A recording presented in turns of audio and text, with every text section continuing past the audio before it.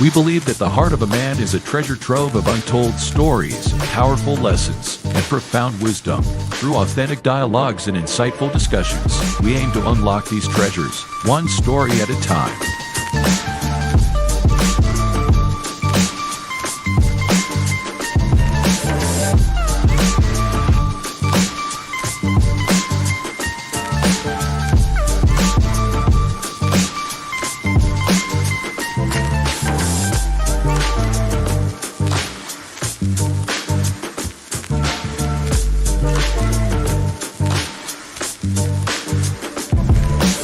So, whether you're seeking guidance, inspiration, or simply a moment of reflection, you're in the right place. Get ready to be challenged, inspired, and transformed.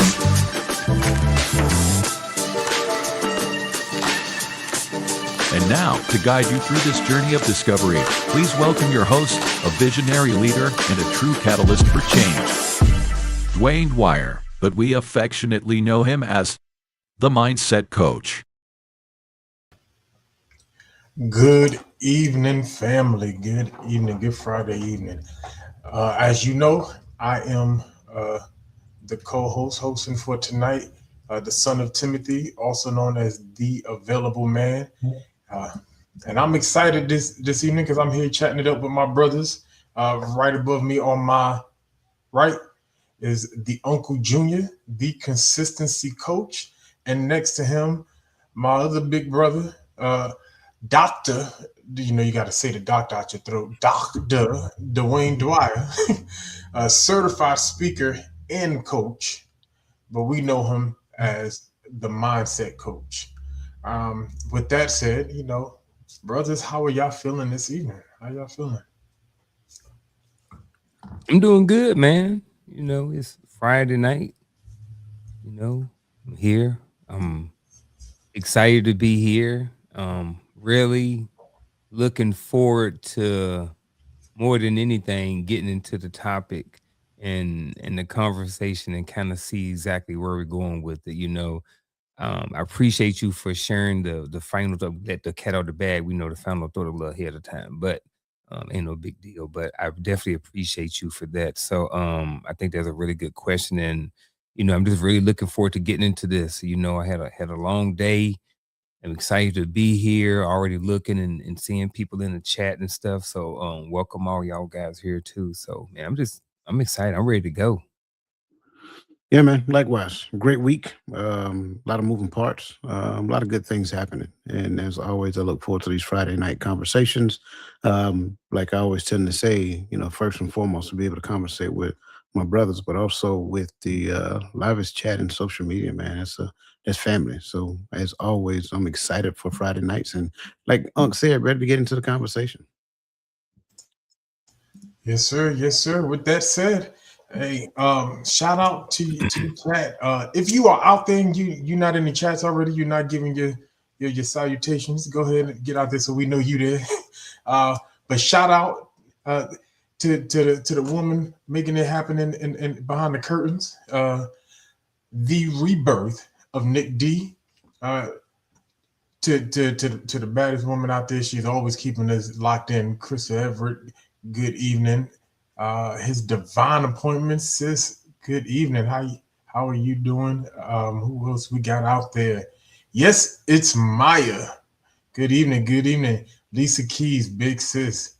Hey, and that's all our big sis right there. How you doing this evening? Quiet Storm, the 718. Good evening. Good evening. Good evening, Uncle Junior. Good evening again. Dwayne Dwyer, good evening again. I seen y'all already. But yes, listen, we want to we want to be able to recognize y'all if we can and include you into the conversation. So if you're not in the chat, go ahead and get in the chat. Ms. Robin Bowers, good evening. And if I miss anyone, I charge it to my head and to my heart. But shout out to the family. Listen, this is the livest chat. So you want to get in this chat. You want to engage with this family because they're gonna root you on when you're right. They're gonna engage with you whether they agree or disagree, but it's gonna be healthy and we're gonna grow. All right. With that said, let's get into today's episode. So, officially, welcome back to the Hearts of Man podcast. So, today we're talking about an uncomfortable, misunderstood, and honestly, I would say long overdue, but we're addressing it in a different way today. And that topic is the toxic masculinity trap that no one warns us about. All right. So, now, before we get into this and it gets sticky, listen, this is not about attacking men. It's not about defending men. This is more about exposing the unhealthy pressures, emotional conditions, and social expectations that many boys and men are forced to carry, often in silence. Because the truth is, a lot of men are not just living in masculinity. They trapped in a version of it that we never chose. Um, and that trap can cost men a lot. Sometimes it costs their peace, relationships, emotional health, some cases their lives.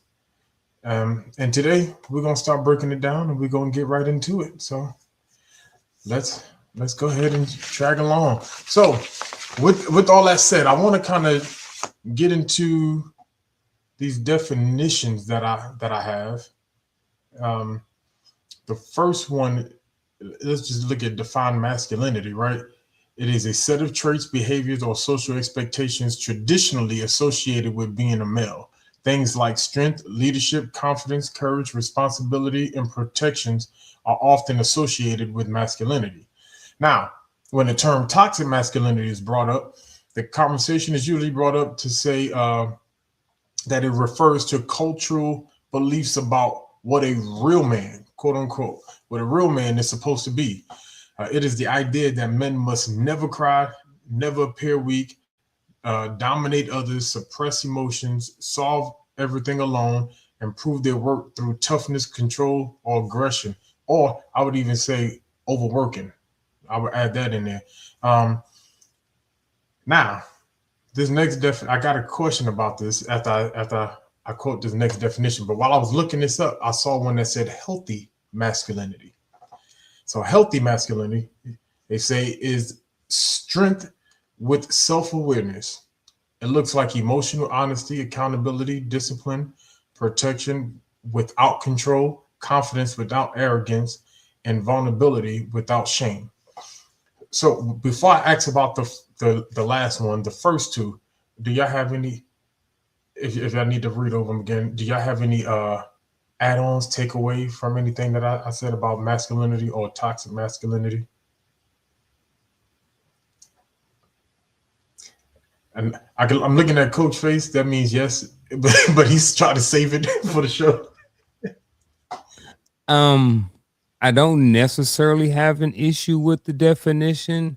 I think that I think the definitions are a good starting point for the conversation. I don't know about the first one though. That's the one I'm definitely a little bit hesitant about. I don't know what it is, but it's something in there that just is not it's not sitting well with me, and I don't know what it is. And it may come down to what we're talking about, like right here, the definition is who's defining what this masculinity is. Even the next definition, when it talks about the cultural beliefs, we talk about cultural beliefs, which cultures are we talking about? And are these cultural traits different in different communities, or is it a generality that we use every time we have this conversation? Is the way masculinity or toxic masculinity looks in India versus in Mississippi, in New York, in LA, in China, so when we're looking at the cultural beliefs, like I said, I want to dig a little bit more. I know we're going to get into it, but when we're talking about the cultures and the cultural beliefs, are we speaking in generalities, or when we speak about which cultures are we talking about?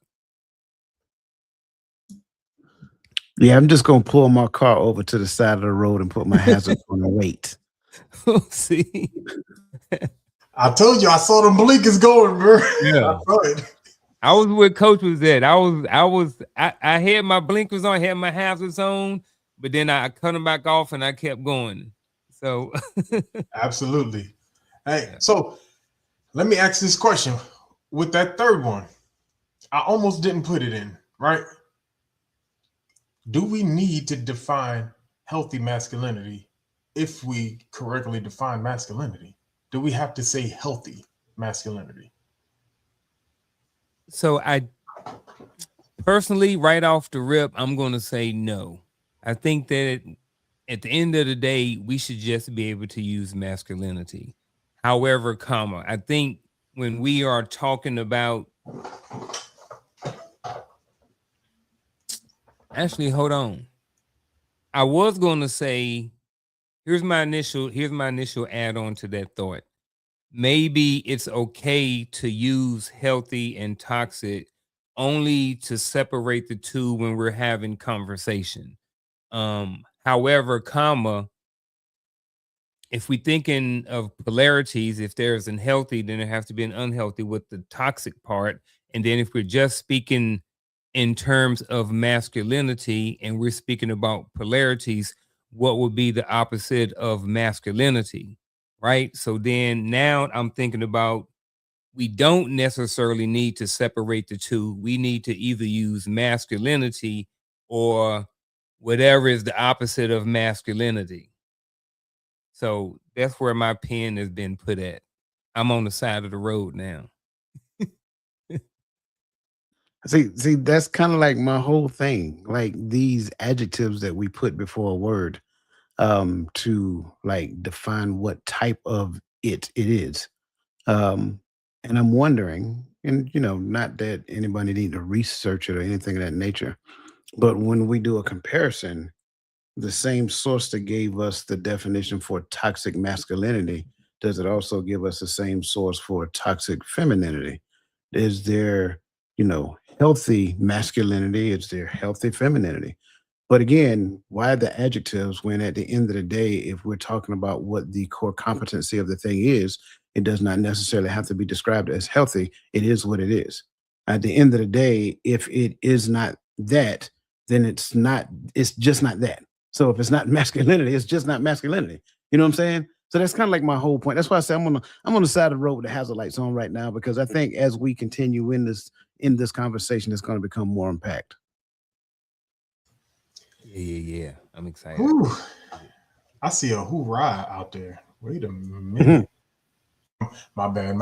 Nothing. Listen, we love all our brothers in arms and sisters in arms, but we army strong all day. You know what I mean? One day somebody told me I could be all I could be, Anyway, I'm joking. What's your name? Phil again? B? Welcome to the show, brother. We're good to have you. Good to have you. Let's get into the mix of it. So the first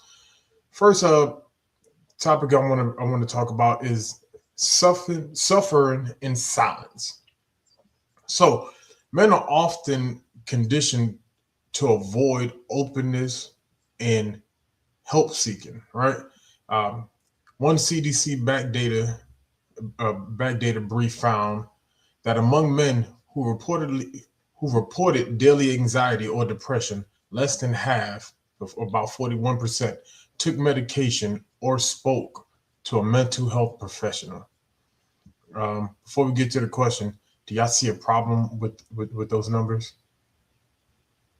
And now, granted, these are what's reported, right? Like, Coach always reminds us of that when we're dealing with statistics and research. It's about who's actually pulled and who actually is reported. But based off of who's actually reporting signs or symptoms, only 41% is either on medication or seeking help. Yeah, to that point. No, I was just gonna say, if that's the research that you pulled, and that's what you got, then I mean, I'm okay with using it as the base for this conversation, unless Coach has something else. No, I mean that's kind of what I was going to say. Like a lot of times, going back to what Gaddy was saying, we got to look at the we got to look at the sample in which this was taken from, and for statistics to be like true statistics, it must take a sample from every representative. And if it doesn't take a sample from every representative, then is it really a true sample? And does it actually include your cultural norm, your cultural group, if you will? So, but in in the space of not knowing, having something is better than nothing. I love it. I love it. Um, that's my intent when I'm pulling these studies is to give us a baseline. And so for because I don't agree with everything. Some things you have to look at the story behind the research instead of just the raw numbers. Because all raw data across the board has a narrative attached to it. So you have to dig a little deeper, and that's what we intend to do. Kind of get into the mix of it in this conversation. So, a question I got for you, brothers, for this question, first one is: what are some expectations in marriages, all right, that cause men to suffer in silence? What are some expectations in marriages that cause men to suffer in silence? One, I think, is the pressure to do things right now. I think sometimes there is pressure for men to get the house now, to get the big car now, to be at $100,000 earning now. And I think what happens sometimes is, as a man or as men, sometimes they're looking to please and to want to take care of their family in the best way possible, right? And sometimes there's pressure for the woman to say, hey, we need to get a house now.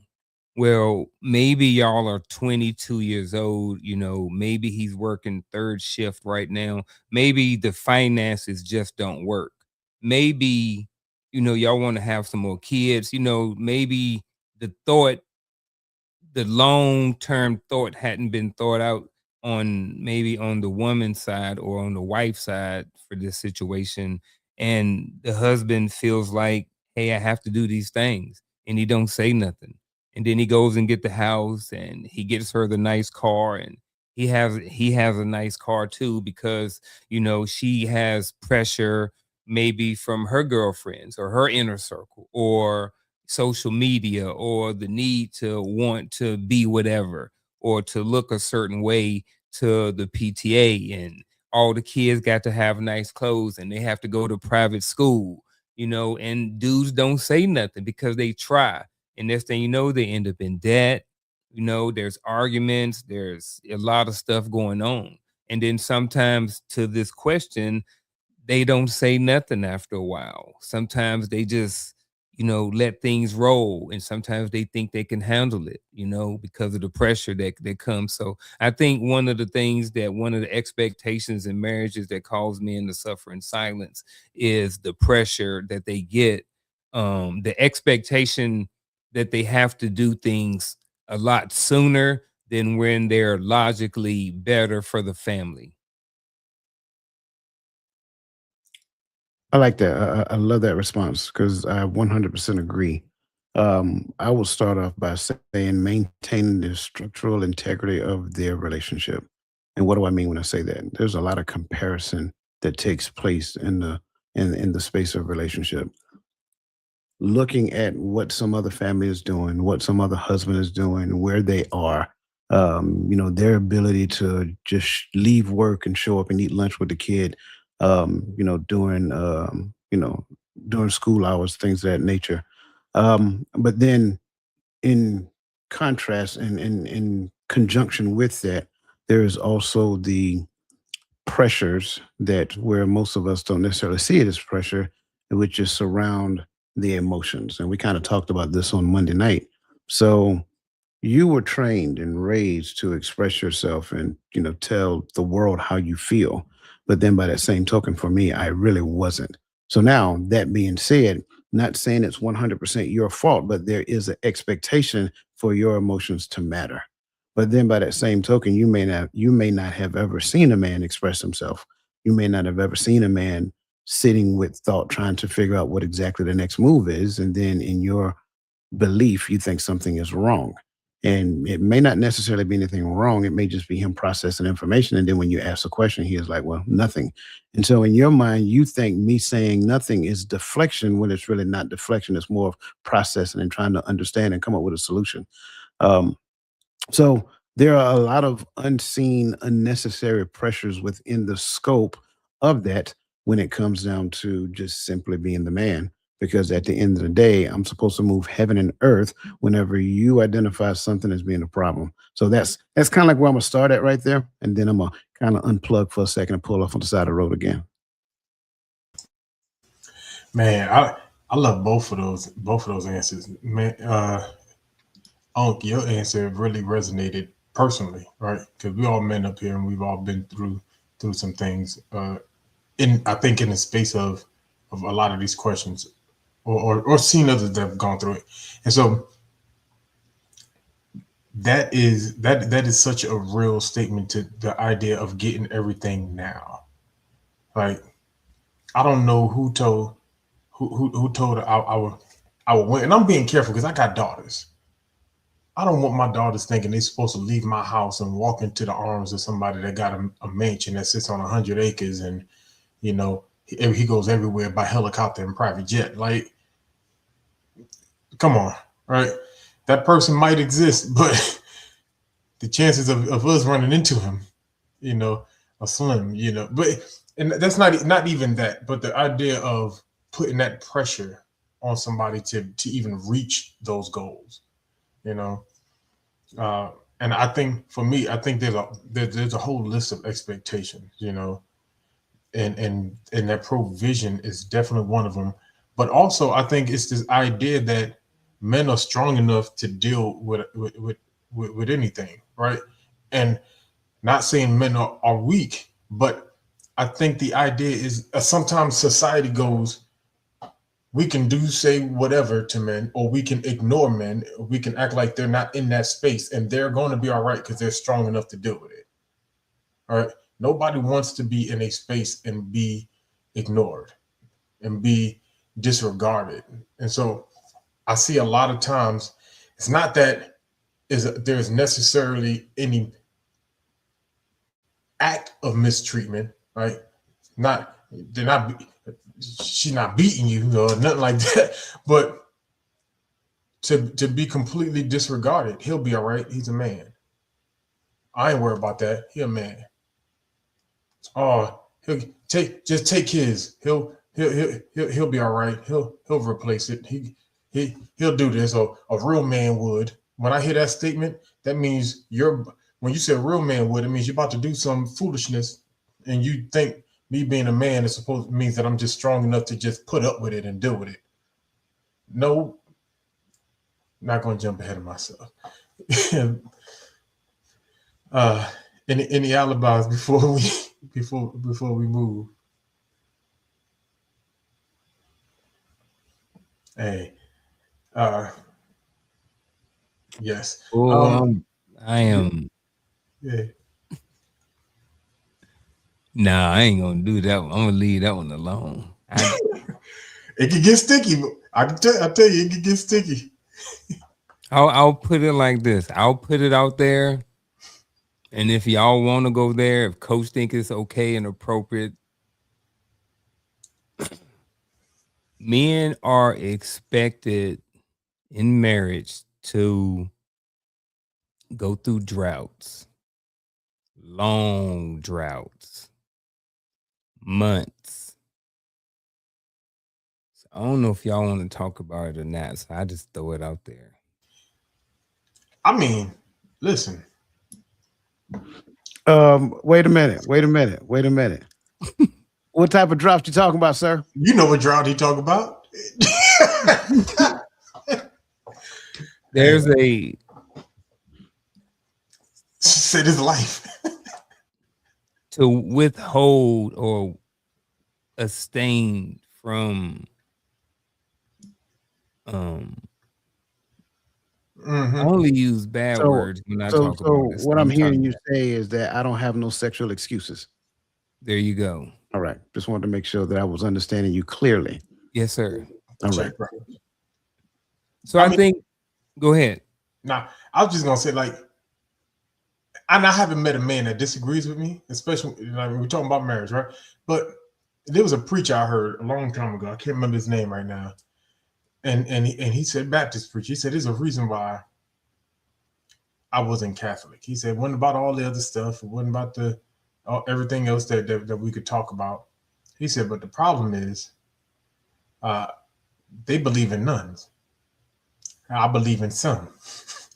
He said, you're not gonna put me in a space to where I can't have my woman, and you tell me the only thing I get is none. I need some.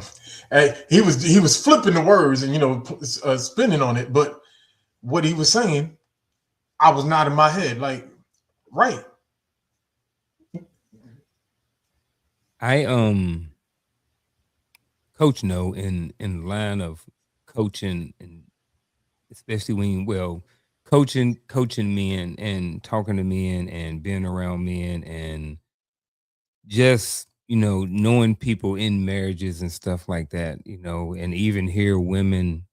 I've heard women talk about it, in conversation, and think that and these are now when I'm talking about marriages, I'm not talking about the regular marriage. I'm talking about a marriage that I'm talking about the biblical marriage, the people that got married under God, the people got married and said, who the body belongs to, all of that stuff like that, without, not withholding from each other, all of that stuff like that, that stuff in there too, so I think I'm talking about those people who supposed to know better and to still do that and withhold and say that you're expected to just wait, and you're expected to um just suffer in silence until I feel like that I'm ready. You know what I'm saying? And I know men who in this situation and have talked about the length of time that it is in between. Now, I don't not going to go into details about why, but there are a bunch of different reasons why, and none of them are because of somebody was being unfaithful, so I get that sometimes, but I think that there's an expectation for men to just say, okay, I'll wait as long as it takes for you to come to a place or a point in your life to where you're ready to do something, so I think that that's an issue as well. Yeah, and let me say this. No one is saying that there are not scenarios or variables sometimes when this happens, right? Because I 100% agree that there are always two sides of the conversation, which is why I would love for the hearts of women one day to tackle some of these things we talk about from the male perspective. But I would say this. We're talking about the expectations, and then I'm gonna slide on to the next question. But we're talking about Hold on. expectations. I think. I want to I think I need to address that question that's in the chat. Okay. Yeah, bring it up. Yeah. So drought because of that time or after childbirth or manipulating. I'm not talking about someone who physically can't. There's a disease, there's an issue, the different things that you named up here, childbirth, stuff like that. I am maybe talking more about the manipulation or just even the thought of just, I just don't want to do it anymore. I just don't want to, whatever like that, but not for anything that is out of their control. Right, right. And I think, What you got, Coach? you know, he always ready. But I think when we talk about this one, for me, I think there is an expectation when it comes to to to to sex conversation, period, right? Because now we are always talking in the biblical sense, right? So we are always talking about husband and wife, right? Not just random people that we met and we say, oh, I want to be intimate with you now, but husband and wife. But I think the expectation is only one party gets to determine whether or not we should have sex in a marriage, right? And the reason why I say it that way, right? Because I know this is where the conversation gets sticky sometimes. The reason why I say it that way, because if the woman is not ready, or in that or in the mood or in the mind, or she don't want to, just we respect that, and we will respect that. But there are often times that if the man don't want, we start questioning now his manhood. What do you mean you don't want to touch your woman? You got all this women in front of you, and you saying no?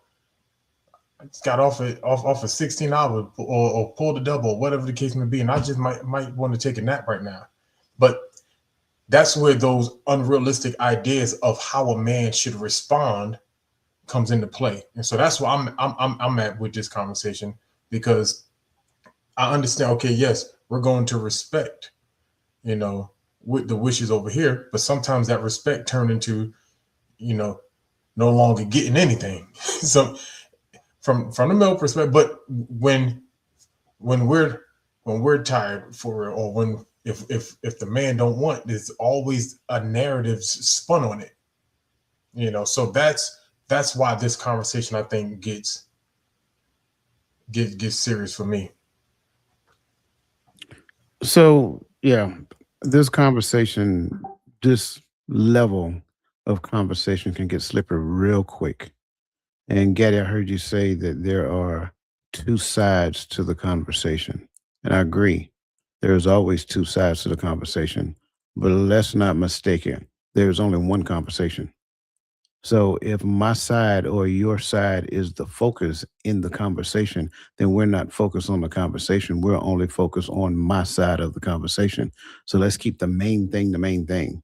And what is that? If there is going to be a standard that is rooted around how I feel, I'm just saying that for the sake of conversation. If there's going to be standard that's rooted around, if there's going to be a standard that's rooted around how I feel, then that standard should be an equal standard for both. Because at the end of the day, what these gentlemen are talking about, you guys can correct me if I'm wrong. What these gentlemen is talking about is that I don't get the latitude to not feel like, because it is automatically ingrained in the mind of my partner that if he is ready, I need to be ready. And if we're not necessarily careful, we can create a double standard in that regard alone, right? Now, I think somebody asked the question, we're not necessarily talking about physical capability. I think I've seen, having a child, or, that monthly occurrence, or whatever the case may be. No, I'm not talking about that. That's understood, should be understood. And if that's not an understanding that is already had, then there's deeper conversations that need to be had, just being honest. But if we're talking about gaining and maintaining and sustaining healthy connection, healthy relationships, then at the end of the day, when we have said conversations, we need to look at the double standards that are created. And I'm not just simply talking about in that regard. It's like across the entire table. If this standard exists, then it needs to be a standard that we have that's available to both parties in the relationship. Absolutely. And I be seeing Coach be in my notebook, but he just be making it sound better than what I can say. But yeah, I 100% agree right there. So let me ask this question before I bring up question 2. Do you believe, or let's just bring it up. Do you believe that there are expectations in this in the arena of professional or social environments that have different expectations, or do you think it's kind of similar across the board to what we've already been talking about? Because I know we talked specifically about marriage, but are there different reasons when it comes to the professional world and the social world of why men suffer in silence? Um, I can say yes and no, right? The reason why I say yes is because it's a different type of relationship. It's a different type of relationship in the work environment than there is in the home environment. In the work environment, of course, I'm expected to perform the inner and outer workings of my job description. Once I get really good at doing so, then ideally I'm supposed to do so with the love of the people that I serve when it comes down to that job, so forth and so on. Are there expectations where we suffer in silence? Yeah, because at some point in time you recognize that your value is wrapped around your performance. Let's call a spade a spade.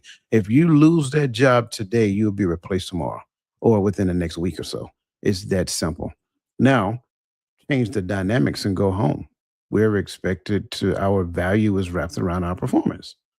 That has been a cultural and societal norm for as long as I can remember. And it's always been hidden under the guise of provide and protect. That's really what it has been. Now, we've been talking about that for years. Provide and protect. Generally, when people talk about men, that's the first two things that come out of their mouth. But at the end of the day, is that the limitations of who I am in this house, in this relationship, right? Because if that's the limitations of it, do not be surprised when that becomes the only thing that I do. And I get really good, just like at work, I get really good at doing that. And sure, I might be doing it for the sake of the people that I serve in the household. But at the end of the day, if you're going to reject everything about me that goes outside of the whole provision and protection thing, then there are some people say, you know what? I'm tired. I'm tired of fighting. I'm tired of arguing. I'm tired of doing this. I'm tired of doing that. So that's why I say there are similarities, right? But then there are also differences as well. Because at the end of the day, there is no firing me at home unless we just decide to, hey, this ain't working. We need to go our separate ways. Let's just call a lawyer, right? That has a more detrimental outcome, especially when there are children involved. At work, I give you a 2 week notice, and by the time I give you my 2 week notice, I already got another job. And I probably got it lined up to where I'm going to start the next day after my 2 week notice is over. Or maybe I take a break in between. It's pretty much up to me.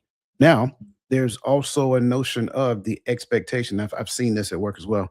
The expectation of the spouse as it pertains to me at my job. I promise you, there was a situation to where a young man was being reprimanded. And he came back to work the next day and said, hey, man, my wife told me if I lose this job, I better not come home. And I was like, wait, what? And I mean, real talk, not making this up. And I promise you, he started flying a straight and narrow after that.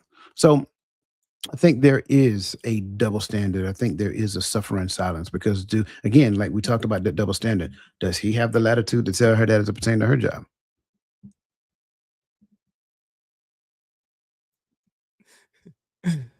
That right there. Um, what was the question again? Bring the question up again. There you go. Are there different reasons why men suffer in silence in professional and social events? I think I'm a add on a branch to Coach's talking point when he was saying yes and no. So I think, are there different reasons why? I would say yes. I think at the end of the day, if you keep peeling both of these back, the root of it will probably be the same thing. You really get to the root of the reasons why men suffer in silence in the professional and social environments. I think the root of it is the same, but I think maybe to what coach was saying, it may look different, in the professional setting, let's go back to the military, I don't remember how much, well, I remember hearing it, and it prevented me from getting the mental health things that I should have gotten earlier in my career. And that was that if you go to mental health, this is what I heard. This was a rumor. I've never saw it in black and white in no field manual or none of that stuff. So this is what I've always heard from a young sergeant or a young private or whatever it was a long time ago. That if you go to mental health or something like that, then they're going to have a mark on your files, and you will not make E7 or anything like that. So I thought that that was the truth. Maybe it was, maybe it wasn't. I don't know. But there was something to whereas I suffered in silence longer than what I should have because I thought that I was going to have a mark on my record that was going to prevent me from getting promoted. Now, let's go to the social events, hanging out with your boys, different things like that. If we all three hanging out, you know what I mean? Let's go back to the 19, the 20-year-old, the 21-year-old versions of us when we in the club, when we drinking, when we hunting and doing all of these different things like that. And then we got problems at home. We got problems with the kids. The freaking soldiers don't want to act right. First sergeant up by behind. All of this stuff going on. We suffering. But I can't go to y'all and talk to y'all about that, right? Because then now I'm a punk. I can't even go to sick call. Because if I go to sick call, I'm going to be looked at as a less than of a man. Man, just throw some water on it, take some ibuprofen and suck it up and drive on. So I think again, in those social environments, as we were all hanging out at the club or the bar and stuff like that, in many cases, sometimes when we were younger like that, we had to suffer because we didn't necessarily want to seem weak, to our boys or whatever like that when we were going through things. I think we may have had some people at certain points, but I think overall men in general, they don't have that. So those are my two different reasons why men suffer. But again, I think if I peel it back, the root of it was going to be the same thing. I like that. Like if I combine what both of y'all said, it's just kind of like layers where I was sitting with. I think it's a similar root. The idea that men are just expected to perform always, right? You're not allowed to like kind of like what you're talking about. It's not said out loud, but it's understood. Sometimes that you're not allowed to have a mental break. You're not allowed to have a mental breakdown. You just got to suck it up and drive on. That's not. We look at that as a military saying because we've heard that a lot in the military. But for men, we've heard a lot of us heard that our whole life. Hey, you're a boy, suck it up. And I hear my sisters all the time when they're dealing with my nephews when they were younger, used to say it all the time, you're a boy, quit crying. How about just quit crying? Because there's nothing to cry about. Why are we adding on you're a boy? That means the rest of his life he has to remember he's a boy, so he can't show emotion. And so because of that, a lot of things we shut up about. If a man responds to conflict, and shows emotion when he responds to conflict, oh, he's a weak man. So to me, it is the same baseline, like you said, that leads into into the differences that exist in both marriage, and professional and in social. Because we can't be out here arguing and fighting in the streets, because then people gonna say, people gonna say, hey, we're weak, we're emotional, we're not emotionally intelligent, and things like that. Man, this conversation can definitely get away from us, because this is a tough one. This next topic, we're gonna move forward. This one is a serious one. I don't hear it talked about a lot, but men unaliving at a much higher rate. So, and this is according to a CDC study of 2023, right? That males make up nearly 80% of self-inflicted unaliving. And the self-inflicted rate among males were about, it says, 4 times higher than females. With this settled in, right? Question for this topic is, what are some, I apologize, my mind how do you believe the idea of performance-based value, and Coach kind of went in there, but how do you believe that it affects the quality of life for men? Can I oh, was you gonna go, Coach? Oh, can I share a quick story? All right, first. And it's about what you just read about the unalivings and stuff like that. So a couple of weeks ago, I'll try to make it quick as possible. A couple of weeks ago, we was out at Starbucks and give my wife some coffee and ran into one of my old coaches from CrossFit. And, he shared with me that one of the guys that I used to do CrossFit, this is exactly what happened to him. And the thing about it, he didn't know it, but he was my rabbit. So what I named my rabbit was the guy that I used to chase in CrossFit. He was better than me at certain events and stuff. So when we were close, but he was better than me at a lot of stuff, but he was about my size and stuff like that. So I used to chase him. So I used to call him he didn't know it, but he was my rabbit. But this the thing that just happened to him. He was an officer in the military as well, and I look at those stats and stuff like that, and I look at, how, close to home that is, like, right now. You know what I mean? Like, this was just a couple of weeks ago. I haven't been to CrossFit in a while, but like I said, there was my rabbit, and I knew this guy. We used to have conversations and all of this stuff. And, at 5 o'clock in the morning in CrossFit. So I just say that, shout out to him, RIP or RIH or whatever you want to call it, and to him and his family, but just to saying that, this stuff is real. And, I know a lot of times people see commercials and they hear about this stuff and they look at these statistics and stuff like that. But, a lot of times, those people, because most people don't go in the military.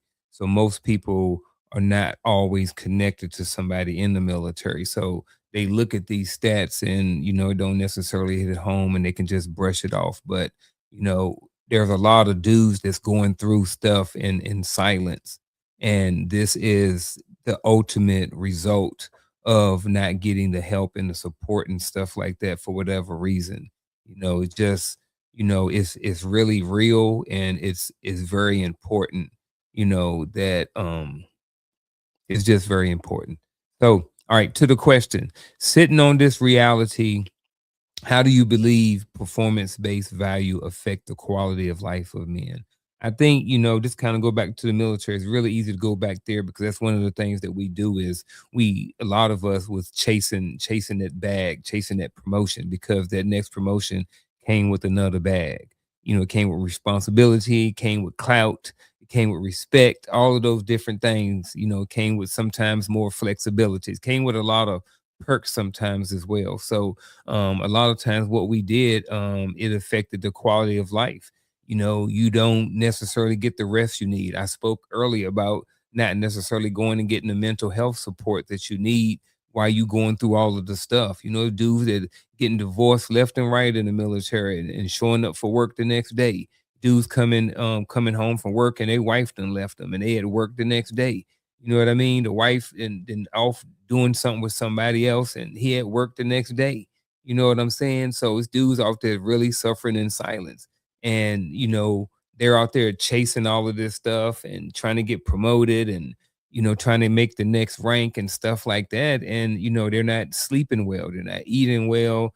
They hanging out in the clubs, drinking, all of that stuff like that, and um just the overall quality of life, I do believe, can be severely affected when everything is about that performance based value. When you just chasing that promotion and stuff like that, your quality of life and your relationships and all of that stuff can be drastically affected. I said a lot. Let me stop. um, Quality of life is a very interesting topic, because there are a number of different things that go into quality of life itself. It's kind of like the ecosystem of a person, and a lot of them are more subjective in nature. And so for the most part, and I think I might be giving a response that I may end up giving again. But for the most part, that man has to have a clear concept of who he is aspiring to be. And if he doesn't have a clear concept of who he's aspiring to be, it's going to be very difficult for him to achieve that. And so, a lot of times, without a clear concept, he becomes ultimately somebody who performs. And so, in the performance state, you're looking for a particular outcome. But unfortunately, you are not the determiner of what that outcome is. The family becomes that determiner. So the wife, the kids, whatever that looks like. So, in essence, in a non-realized concept of your identity, you're performing, hoping that at the end of the day, you are helping people come to the realization that you are value. Well, ideally, you should be valued just because of who you are to the family. But that, for whatever reason, has lost its luster. So now, instead of the identity being the value, it's the performance that is the value. Therefore, I can't get sick. I can't get tired. I can't get frustrated. I can't get any of those things because at the end of the day, if I'm not performing, and you guys know we talked a couple of weeks back and we made a joke about put the trash out, right? And y'all know how I'm about put the trash out and cutting the grass and stuff like that. But those are performance measures. And so at the end of the day, if I am living a life based upon performance measures, then that means that somebody now evaluates those performance measures and then give me feedback based upon those performance measures. It's just like going to work. And at the end of the day, we live in a society to where, unfortunately, the man, because he does not have a clear concept of his identity, he does not even understand what those performance measures look like. And he sit around a lot of time looking for the response of the people that he is serving. That's the problem. Right, right. I think I'm right there. I think whenever we feed into that need to please everybody around us at all times, um, it takes away from our ability to focus anywhere remotely to self. Now, I don't believe that there's any true quality of life that is attached to that. You can't live your life just like, well, I got to do this or Dwayne gonna be mad, but then I got to do this too so that Unc ain't mad. Oh yeah, let me do this because I don't want Nick D to feel this kind of way. Oh man, my friend over here, I got to do. And there's a lot of us who we'll say the term people pleasing, but when we push this concept that your value is based upon how you can perform, you're setting that ground for people pleasing. That means my life is I'm only good. I'm only a good friend. I'm only valued. I'm only loved if I do. And I see way too often people posting things like, "Hey, the only thing that is truly loved is women, children, and dogs," right? Because a lot of men truly feel that unless like it's conditional based upon our performance, or you're not going to love us, right? And so, and I keep trying not to go too far, but and I'm always big on, hey, we can't. We don't do that with our daughters, right? So why do we do that with our boys? We know, right? Now let me be clear. Back when my grandmama was alive, my grandmother used to always say, tell the girls, hey, y'all come in here when I'm cooking, or the boys, y'all get out the kitchen when the women in the kitchen cooking. We used to have those type, but it's where we're at today. We don't do that, right? So we don't say, because you're a woman, you should do. You do. But we put that on the men. Men, so you should do. Well, then if we're doing that one way, we're going back to what we were saying before. If we're doing that one way, but we're not doing it the other way, are we saying that women are supposed to just do whatever they want and men are supposed to do whatever everybody else want? You get how the scales are slanted now. It's not balanced, But this like I said, this conversation can can get away from us if we let it. Anything to add before I ask the next question? All right. So the next question I got is, how could ideas like using aggression and dominance to replace leadership and confidence affect the mental health and physical health of men? So, I knew you was gonna be the one to have yeah, fun. yeah. You better not steal my answer, 'cause I wrote it down. I'm just saying because the question kind of the question to me kind of leans in one direction and then kind of shakes it on the backside, right? How could ideas like using aggression and dominance to replace leadership and confidence affect men's mental health and physical health? So I would say initially aggression, and I think for whatever reason society paints a bad picture about aggression. I think aggression is necessary at times as long as it's directed in the right direction and not at the wrong people, right? But I can't exist in a space of aggression for a prolonged period of time. It's like driving a stick shift and going from first gear to second gear and then hitting 80 in second gear. I'm redlining. So now when I continue to stay in that prolonged heightened sense of aggression, I kind of talked about this the other day. We kind of talked about cortisol, right? Because at the end of the day, that's like fight or flight on a constant. And once I'm at fight or flight, now it diminishes my, immune system. And then that makes me more prone to sickness and disease, things of that nature. So when we get to that heightened sense of awareness and try to exist in that, thinking that is leadership, that is a false perception of reality. In fact, that's not leadership at all, because at the end of the day, that should be like the last resort to resolve issues.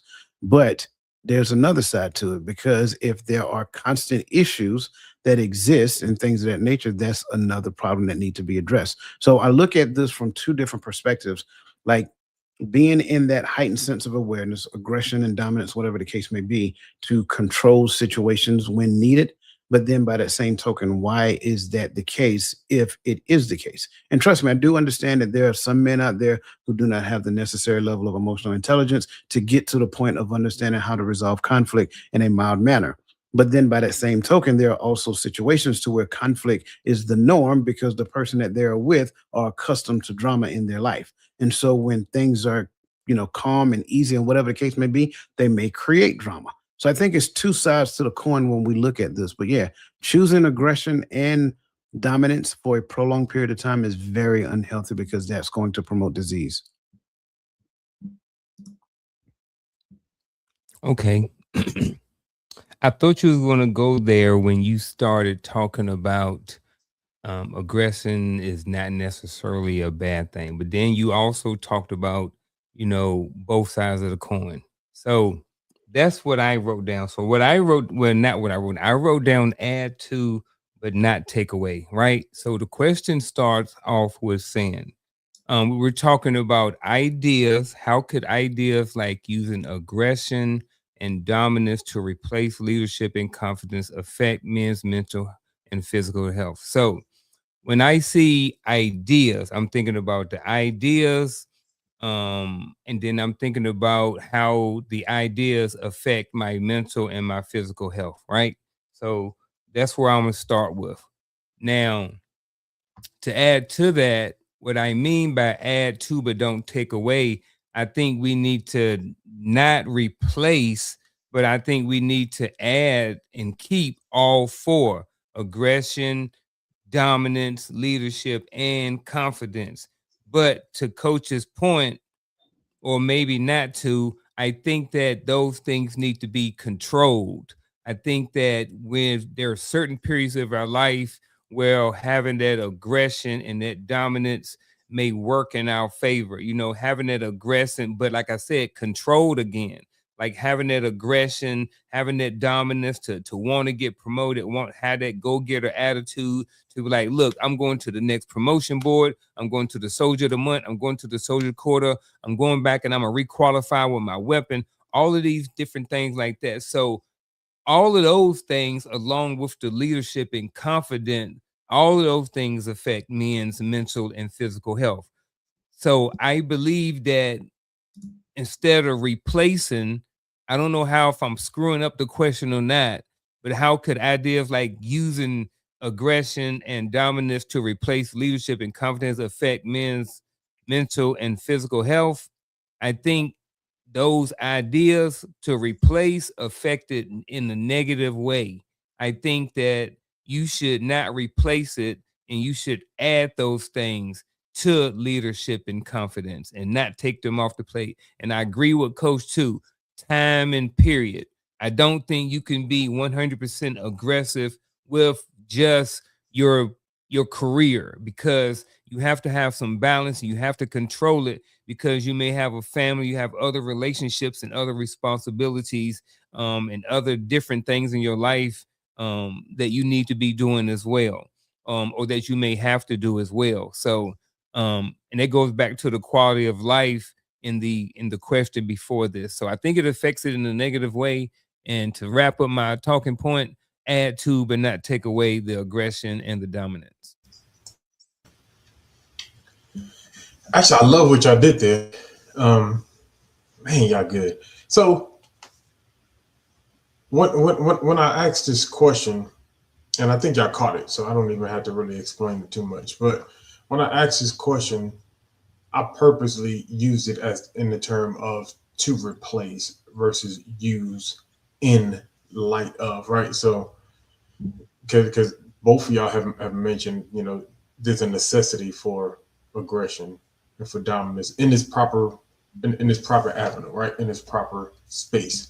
But if I use aggression as my leadership trait because I haven't really learned leadership, right?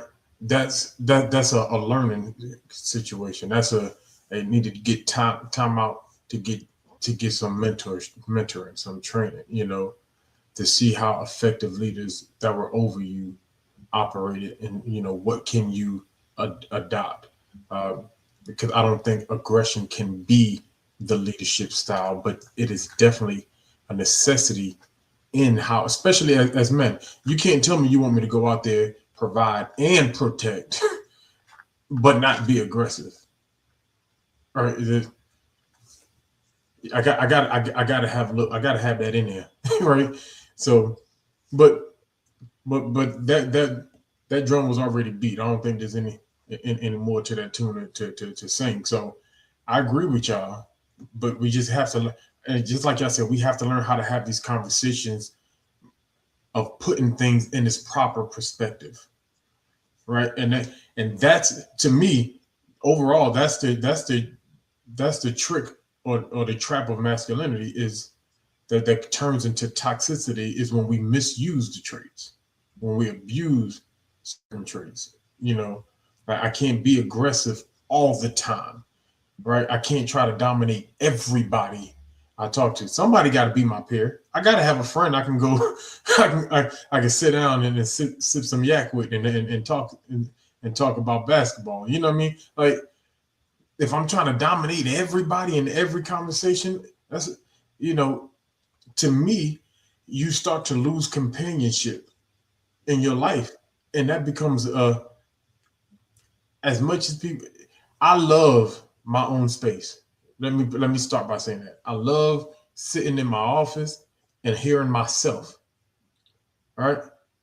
But can I imagine never being able to pick up the phone and call one of my brothers? Never being able to say, hey, let's go grab something to drink with any of my brothers or my friends. That begins to wear at the fabric of it, because now you have to find ways to keep your mind going and keep, just because you isolated yourself. In a sense. Mm-hmm. Yeah, can I? Because if we can bring up that definition of aggression as defined by Google, I think this is why I say we got to, just because it exists out there doesn't mean we need to take it for face value. Because in this particular definition, it shows and is articulated as aggression as a bad thing, right? It's only a bad thing if I use it the wrong way.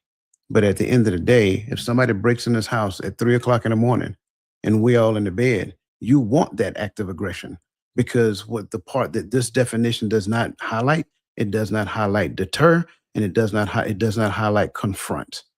And so at the end of the day, when we look at aggression, trust and believe. If you laying beside any man and something going on downstairs, you say, hey, go downstairs and see what that is. You go downstairs and see what that is. I guarantee you on the phone the next day telling me he less than a man. So that's why I say we have to look at certain definitions that exist and then ask ourselves the validity of these definitions. Because I promise you that it's a thing called readiness, right? I always talk about the Most High from two perspectives, because he is the God of love and peace. But in order for love and peace to exist, he also has to be the God of war. And if war was never available, then trust me, peace would not be prevalent. And that's the thing that a lot of us keep missing. Stop being confused. I'm not saying that you were, right? Stop being confused at what social society is trying to convince people that a thing is. It is not true. That's why the army exists. The army exists to deter war. How do they deter war? By being ready to attack at any given point in time.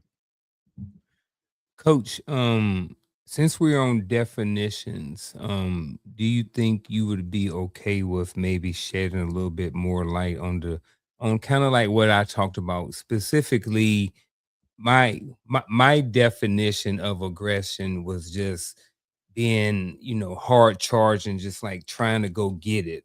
You know what I mean? It wasn't to the definition that I don't remember who had it. I'm sorry. But whoever had the definition, I apologize if I don't remember the name, but thank you for putting it up there. But it wasn't to that. So you gave a definition. I kind of gave a different one, and then there's the one from Google. So what are your thoughts on the definition that I had? With your definition, I can see that as an act of, I can see that in certain situations as an act of aggression, right? If it's something that I'm competing for, right, then sure, there may be an act of aggression in the competition aspects of it, because I want my competitors to know that there is a determination that I have within me that is not going to accept second place as an answer. But and again, that's why I say to a certain degree, but I also believe that determination is probably more so along the lines of what you were talking about as well. But I can see how aggression fits into that. But in this regard, when we're, based upon this question, I think, again, when we allow society to tell us that aggression is bad, then now what we're doing is we're losing the ability to defend our own families, to defend and protect our own families. And trust and believe, when the zombie apocalypse happens, right? And I'm saying it that way in a particular way. Read between the lines, y'all figure it out. When the zombie apocalypse happen, you want these little tools I got hidden around this house to be ready. You want me to be ready to use them at any given point in time for the sake of your protection and longevity.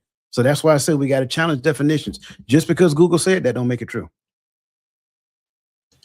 Right. Don't nobody want to watch a boxing match when nobody wants to swing. No, right? Like, and I think, and it's funny because we used to say this back in the day. Like, we saw this change in the NBA, right? Around the early 2000s, to where what was considered a foul began to change, and we're like, man, you want these guys to get out here and compete? Kind of just what you're saying. You want these guys to get out here and compete, and to show their athleticism and their competitiveness and their drive, and you don't think there's going to be any level of aggression? You can't call everything a flagrant foul, right? But that contact will happen in all sports, right? Because there's a level of aggression that comes with competition, and that actually brings more entertainment value to it, right? So just what Coach was saying. So we act like we can't stand the word aggression, but it's all around us, and it makes it, and it's honestly the thing that's been making us the most money. What do you think these actors are portraying in Marvel? Aggression. They're portraying now, but it's a billion dollar set of movies. Why? Because they out there fighting, shooting, flipping, kicking, punching. And I'm not saying aggression always look like violence, right? Or what have you. But you want me to be able to get violent and willing to get violent. I don't want to stick on that too long. You look like you got you got something else on. Okay. Now I'm looking at the comments. Okay. Yeah. Can we bring Lisa going? She's famous tonight. Bring her other comment up. And time is moving on us, so forgive me. So she said, in my generation, for girls, it was do, but when we know better, we do better. So I have a question. If we could be brief, so we can roll with this. So I agree. When we know better, we do better, and I do. And that's kind of what I was talking about with my grandmother, right? My sisters did a lot of stuff in the house. My sisters were taught to do that. My older sisters, well, all my sisters are older. I was a baby, right? But men were taught to do in a different way. We weren't taught to do the dishes back then. We were taught to take out the trash. We were taught to cut the lawn. We were taught. My father used to take us when he went and renovated apartments. We learned how to paint, how to plumb, how to do all these different things, how to work on your car. We teach boys how to do all these things. Now, my question is, we said we know better, we do better. In today's society, we stopped teaching the women to do, but we still teaching the men to do. Is that how do we even out that balance? I want to make sure I'm understanding the question. When you say how do we even out that balance, are you talking about the way forward or what we see now? The way forward from what we see now. Well, so just like we recognized in the past that some things were taught wrong, we also need to recognize right now where we taught some things wrong, right? And our generation specifically, not just our generation, the generation before us as well, boomers, Gen X's, so forth and so on. What we've done, I believe, is overcorrected some things that we didn't like. Not that it was wrong, we just didn't like it. I think at the end of the day, should we teach children responsibility through chores? Absolutely. I believe we should teach children responsibility through chores. But what do you see now? Well, you see now, TVs, video games, and YouTube has literally taught them, they're teaching them life outside of parent skills. So I think we need to go back to teaching the things that kind of put boys and girls on the right path, but then teach them life skills as well. Teach them emotional intelligence, teach the soft skills that they need so that they can be better communicators, so that they can actually exist in relationships. And from the boy perspective, since we're talking about toxic masculinity, that you are more than just provide and protect, which means that in order for them to get that clear understanding that daddy has to be in the house. I'm sorry, I get it.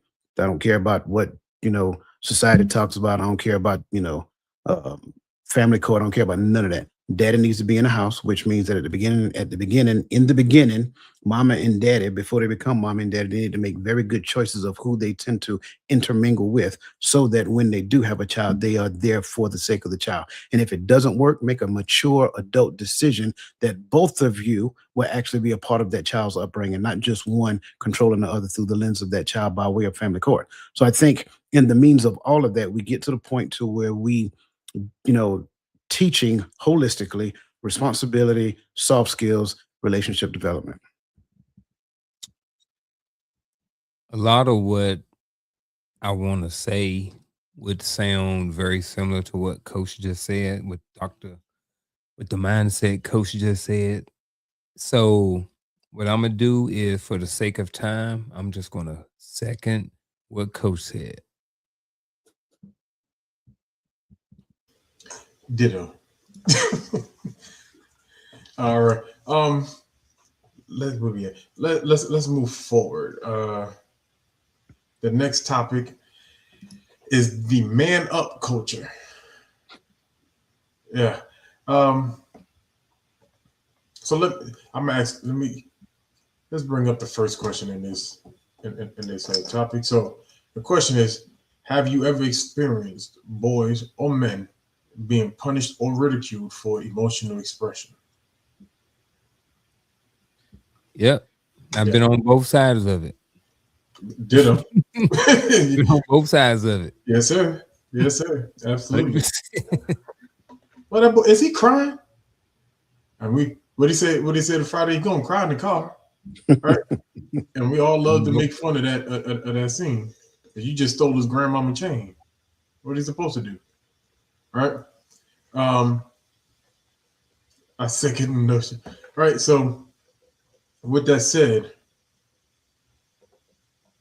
would you have handled the next question? I'm sorry, which is, would you have handled the moments that you remember on whatever side you want to choose to be on? Would you have handled the situation or the moment differently?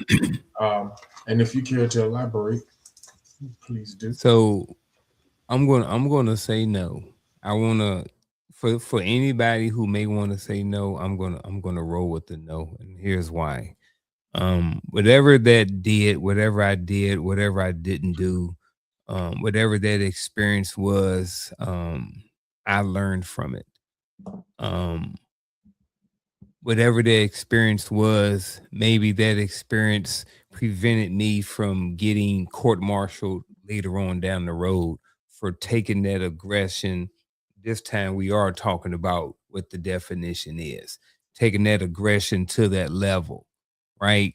Um, and being disrespectful, being part of the toxic leadership, just being honest. I was part of that for a small portion of my career.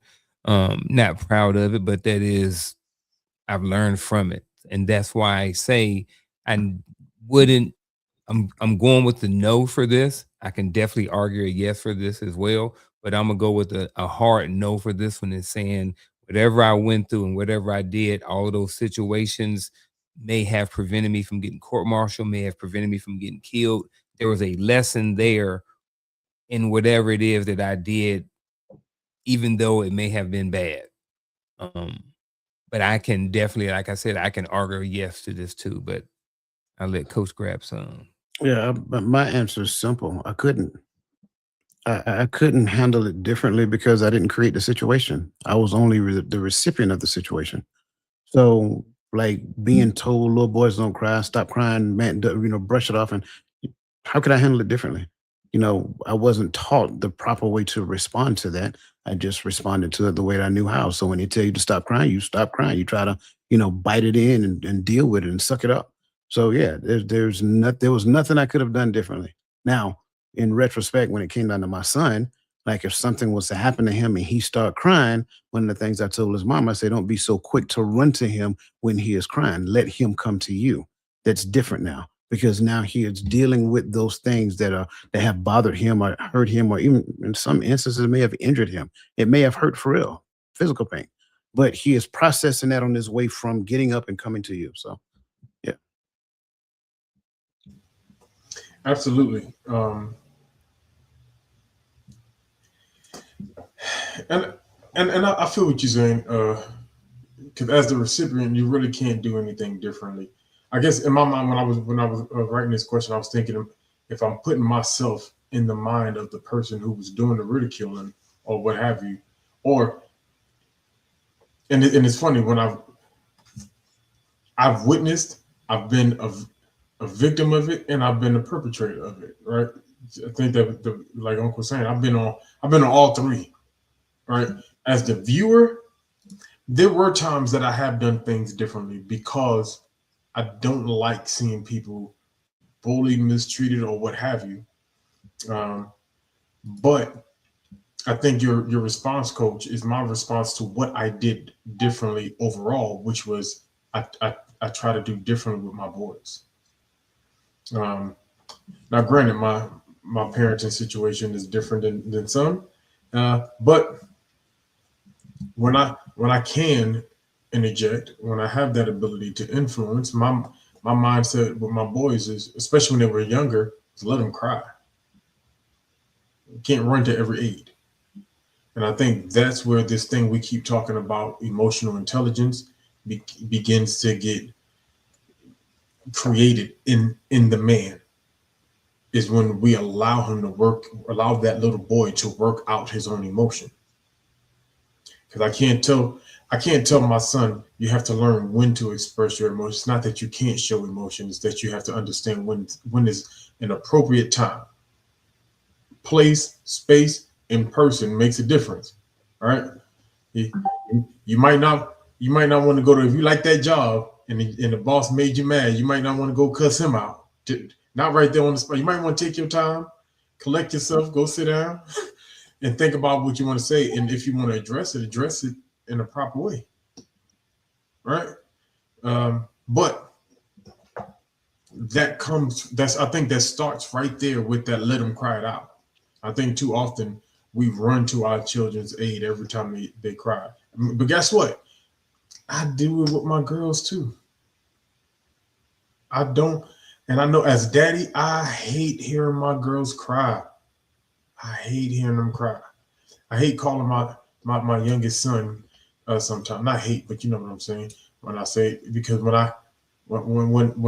my baby girls get on the tablet and they see his daddy, when are you coming home? And they start crying. Daddy, we want to see you. Daddy, can we come with you? Can we? And they sitting there crying, and I don't really have a response, because my response will come off, as microaggressions. but what do you say to those little girls, right? And how do you respond to that? But but that's their story. And if I try to cry with them, oh babies, oh it's okay, let me hug you, they won't be able to they won't learn how to handle the emotion of not having daddy there. Because guess what? That's their reality. I can't rewrite their story. Their mama picked up and moved all the way to Georgia. So, and they have to learn to grow up and be healthy emotionally in spite of that situation. So I can't join or pacify all the time. And I know that that's a hard thing to say. I appreciate you, sis, but that's a reality. And that's how I fix it. I fix it in the next generation. Man, let's I think the third question will be addressed in the final thought question. So with that said, let's jump to the last topic, which is the fix. In the fix, you kind of want to stir these conversations, not focused on the problem, but bring up the problem, identify it. Now let's talk. And I like how Coach says it, how to move forward. Not even just how to address it, but how do we walk forward in it, right? So with that, let's bring up the first question. Where do you believe we, as men, learn our relation? I don't think I wrote this right. We learn our emotions, our emotional habits in relationships. That's how I apologize for the mistake. Yes. That's my answer. Yes. That's really what happens. That's where we learn it from. Yes. It's not like somebody took the time to teach it to us. It's not like it was nurtured during any particular relationship. It's almost like you say, I'm about to be an airplane pilot with no formal training, and then the only thing somebody taught you to do is take off from the runway. So now you're fumbling and fighting your way through the sky, trying to find some type of stable ground, trying to deal with turbulence, trying to do all of those different things. Is there, in most cases, now I can't speak for every man, but in most cases, either their dad doesn't deal with emotions, their dad don't know how to handle their own emotions, so they can't teach the son how to handle their own emotions. The dad was absent, so he didn't have the ability to teach them how to handle their own emotions. mom really can't teach you how to handle emotions through the lens of a man because she's not a man. She can only teach you what she can teach you, and that's about it. So at the end of the day, my answer to this question is yes.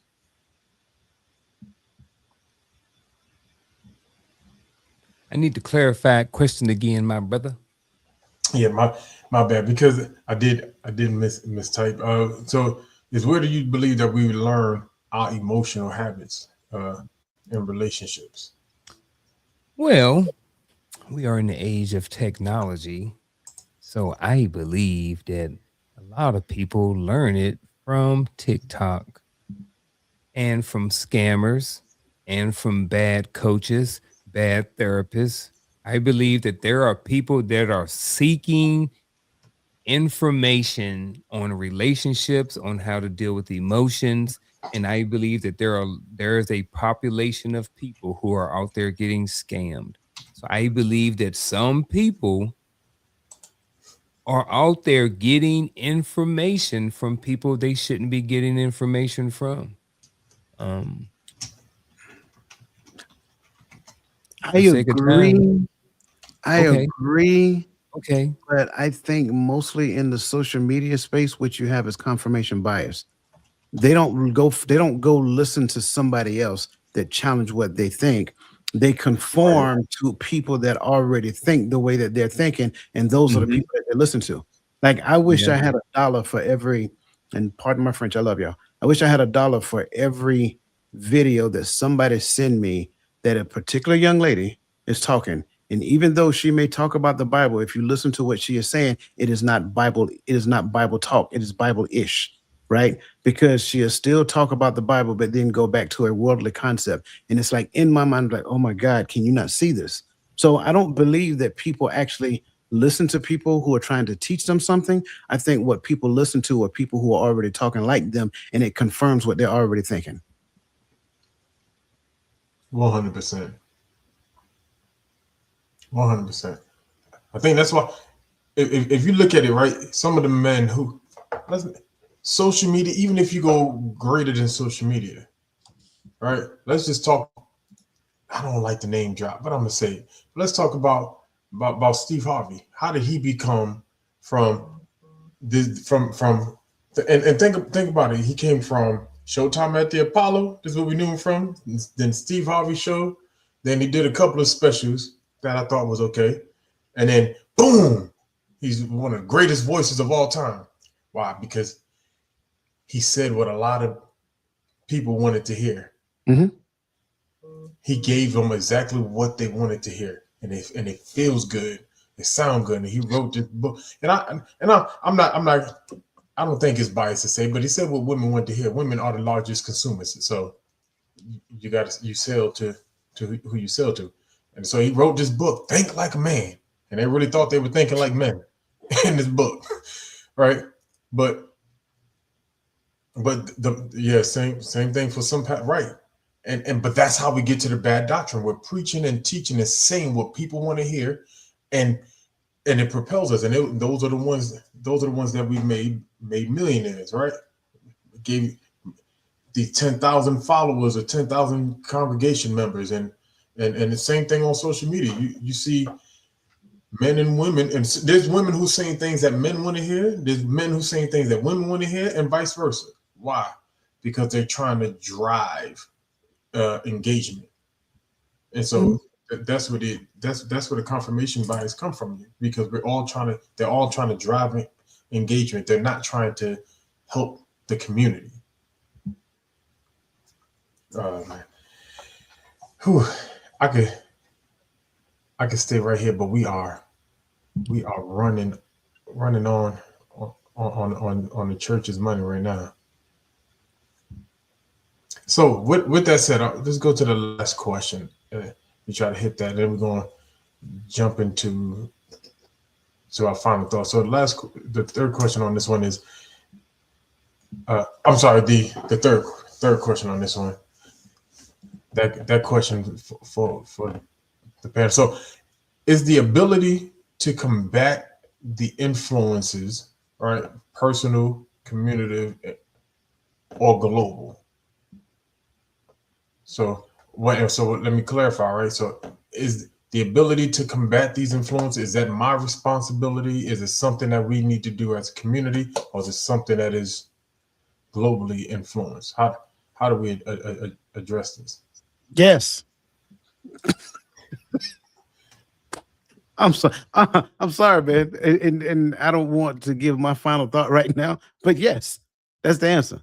It is a personal, communicative, and global responsibility.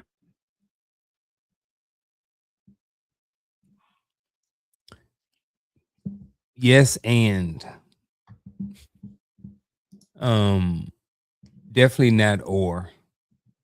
I think definitely personal, communicative, and global. However, comma, at the end of the day, the person in the mirror. Even though, however, comma, there are communicative and global things that may be out of our control. At the end of the day, no one's going to stand in proxy for us.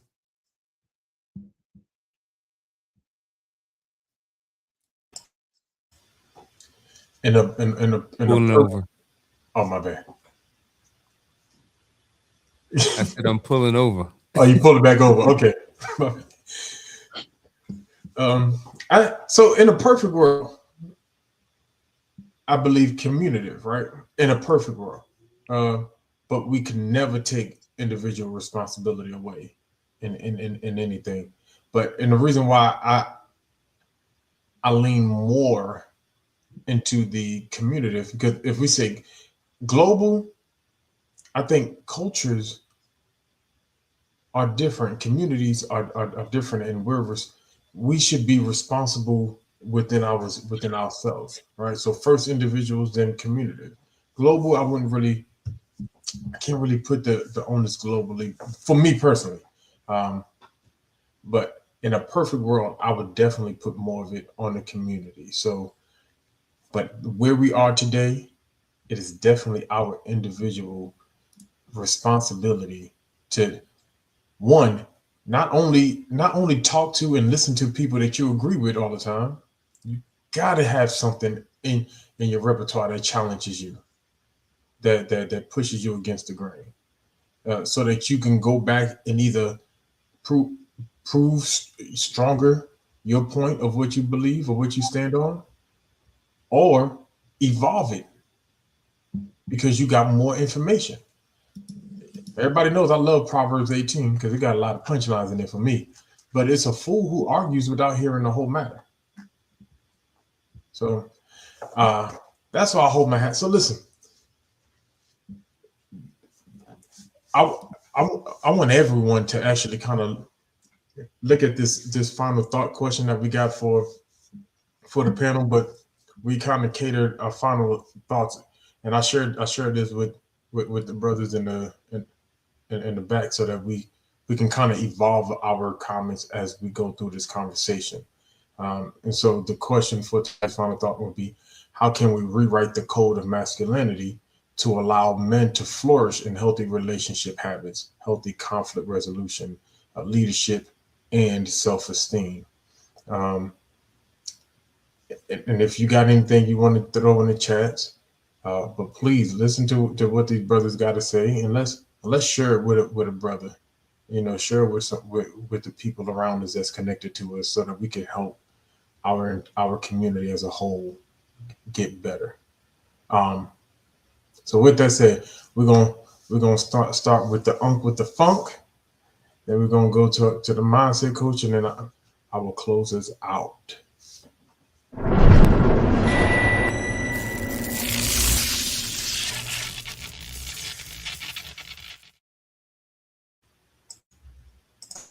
So, for my final thought, the question is, how can we rewrite the code of masculinity to allow men to flourish in healthy relationship habits, healthy conflict resolution, leadership, and self esteem? I want to start by saying I don't necessarily think that we need to rewrite the code. I think that what we need to do is get down and kind of how we talked about earlier in the show is to use the term masculinity for what it is. Masculinity is masculinity, and then there's things that are not masculinity. But I think, to kind of, dig a little bit deeper into the question, I think that one of the things, to my answer is we need to start with the word strength. Like, what does it really mean to be strong, to be a strong man? And I think strength and masculinity work well together. Now, this is not talking about physical strength. This is talking about mental strength. Talking about being able to be strong in different areas of your life, being able to control your emotions, being able to take accountability for things. All of these things are strengths and not weaknesses. Like I said again, being able to control your emotions. So I believe that I want to start with strength when it comes to this question. And I think that, if someone doesn't really know what that looks like and where to start, I would start by, when they're looking at strength, is going places where men are being men. And where are some of these places? So like hobbies, like what are some things you're doing? So like maybe you're into RC cars, or you into running. We go places where men are doing RC cars, or running. The gym is a great place to where other men are being men and they're working on themselves. Home Depot, go to Home Depot, go build something, be creative, use your hands. These different things are, some of the stereotypical things about men. But one of the things you'll learn is, as a man, when you're around men, you learn more about, different strengths and what it takes to be a man and flourish and different things like that. Just being on this podcast on Friday nights and Coach's Corner and, all these different podcasts and Hearts of Women and stuff like that, I've learned from men about different aspects of life that has helped me, with leadership, with self-esteem, with all of these different things that were mentioned here. So rewriting it, not necessarily all about rewriting it for me, is more so using masculinity for what it is. And anything is not masculinity is opposite of masculinity. And that's it. That's my final thought. Yeah, I love this question, and I'm just going to give you a disclaimer right now. I'm probably going to give a very unpopular response, and this unpopular response is not geared at tearing anyone down, but it's only geared at helping us understand how we can build ourselves back up. When we look at this question, how can we rewrite the code of masculinity to allow men to flourish in healthy relationship habits? By recognizing that once the code is rooted in authentic masculinity, you don't have to allow him to do nothing. At the end of the day, he is the one that will actually do it. He doesn't have to be allowed to do it. That's one of the biggest misconceptions I believe that we have. When it comes down to this thing called relationships, it's a reason why when a man gets married, she changes her last name. Because at the end of the day, there's supposed to be a respect that is rooted in that person's name. The issue is that he was never taught that. So in order to write it, you got to go all the way back to the beginning. That person has to have a good concept of their identity. Once they have a good concept of their identity, then they can have a solid identity that's rooted in masculinity. From that point on, they can posture themselves in the seat of masculinity. Therefore, they get to express it in that manner. It's that simple. When we actually do it in that fashion, I think you don't have to allow a man to do anything. The man becomes that space in order for the family to actually thrive.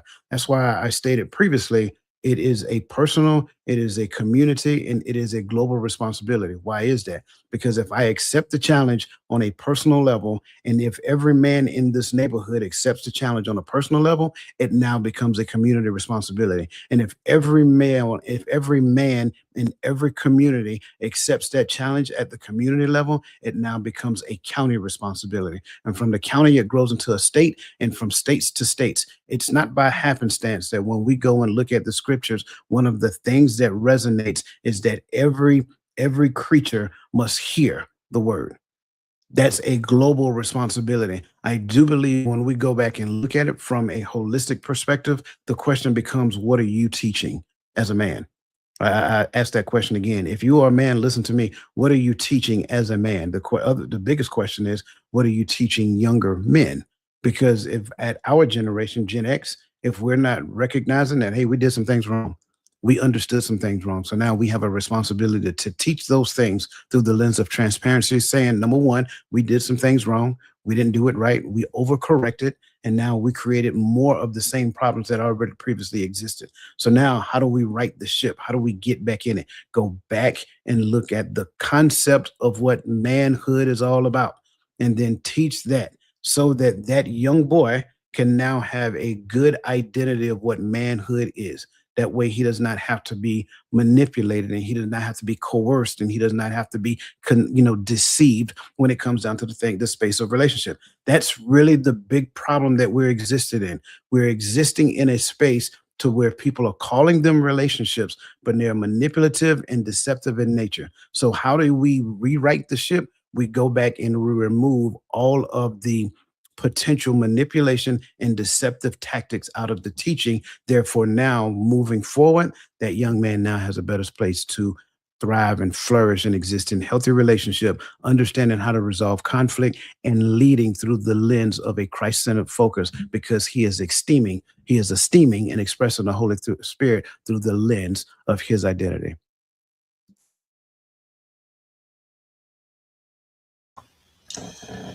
Whew, you brothers.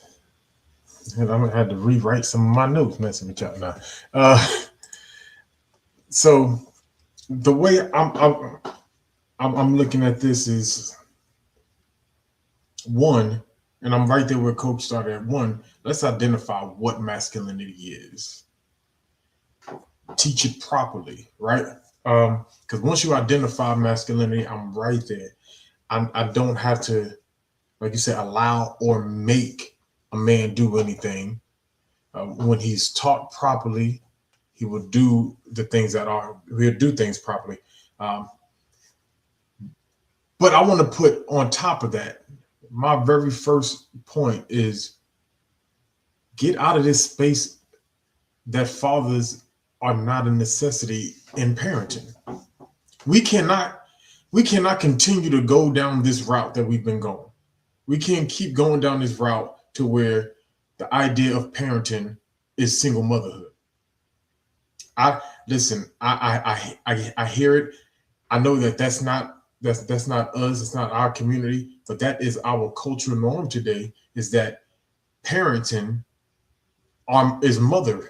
It's a mother thing. Fathers, you're just a financial responsible party in the mix. You're not really there to be there. You're not there to speak. You're not there to have an opinion. Or let's just call a spade a spade. You're not there. We have to stop isolating fatherhood away from our children. You're not protecting the children. But we've been doing this for a couple of generations now, and then turning around and complaining about the community that we have, complaining about our dating options, complaining about the men that are out there, complaining about the women that are out there. But the one common factor across the board in our community is we are removing fathers out of the home at an accelerated rate. And every time it seems like we're getting ready to turn the tide, we keep on flipping it back on his neck. So to me, it starts right there. And then to the young men who may view this, right? Because a lot of us have grown up in this situation that we've grown up with, in the narratives that we've grown up with. So how do we flip it in our adulthood life, in our young adulthood life? And that's how I wrote it out. I just flipped a lot of things, right? So the first thing was find my identity first in the Most High, not in my performance, right? Learn emotional fluency over suppression. So learn how to express it properly, right? I think if we start working on teaching our boys that it's okay to seek help, it's okay to go talk to somebody. It's okay. Listen, and it's okay to go talk to somebody, not just because you're having a breakdown. It's okay to go talk to somebody to maintain your healthy mental state. You don't want to go get a psychiatrist. You go find you a good coach rooted in the Most High, right? Connection over isolation, right? I love, like I started off by saying, I love my own space. I think I love it a little too much sometimes. I'm probably the one that I'm talking about. But it's okay to go connect. But it's okay to isolate as well. It's okay to go through things and not want to be around everybody as well. But it's okay to go hang out with your boys when you're going through. It's okay to be seen out in public. It's okay to smile at people, and I think that's another thing a lot of us are not taught to smile in public. But I'll leave that alone. We talked about the whole performance thing, so let's start teaching how to be responsible and take responsibility over things versus having to perform for things. And conflict resolution.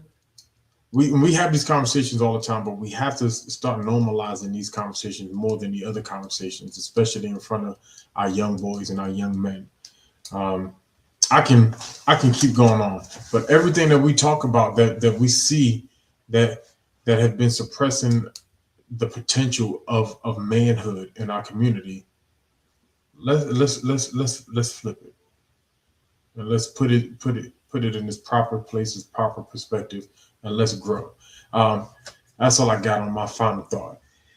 Listen, it has been a night.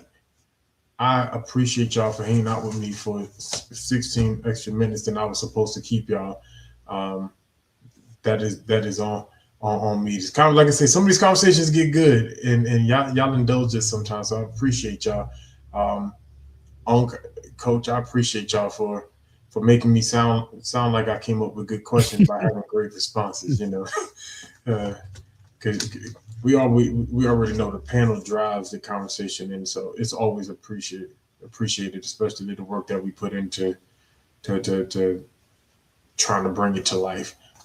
So listen, I think this is the third Saturday, so we have the Hearts of Women tomorrow. All right, so that will be 9:30 my Central Time, 10:30 Eastern Time. Go ahead and share this video with your friends, share it with your family, and then tell them if they want they want the other half, tune into the women tomorrow. All right, let's push the videos, the podcast out. Sunday, I think we're going live on Voice of Reason. That's her TikTok name, but that's Sister Lisa Keys. So let's join in there so we can join in for a really great conversation there as well. Do we got anything else, Coach, that I missed? Yeah, man, I do got one other thing. Listen, y'all playing around. Y'all better get this Crystal Creation. I'm trying to tell you, that girl is putting it out. The new Hearts of Men shirt. There's a new Hearts of Women shirt out there. I'm telling you, the designs are just coming and they are fire. So, reach out to that sister and let her know you want one, because I'm trying to tell you, and it's not extremely expensive either. It's not expensive at all, to be honest with you. So everybody get your Hearts of Men shirt, get your Hearts of Women shirt. Coach's Corner as well. Get your Coach's Corner shirt. They're nice. That's fire. Hey, get your merch. Register for the conference. Let's get in there. Let's get in there. Any alibis to coach? No, man. Make sure everybody hit that like button and share before you close this out. In the words of every sermon you ever had, and I do say who. With that said, listen, y'all have a great night. Y'all be blessed. Listen, my mantra has always been, be available for everybody that's around you. I think the best ability we have is our availability. That's with our mental, that's with our health.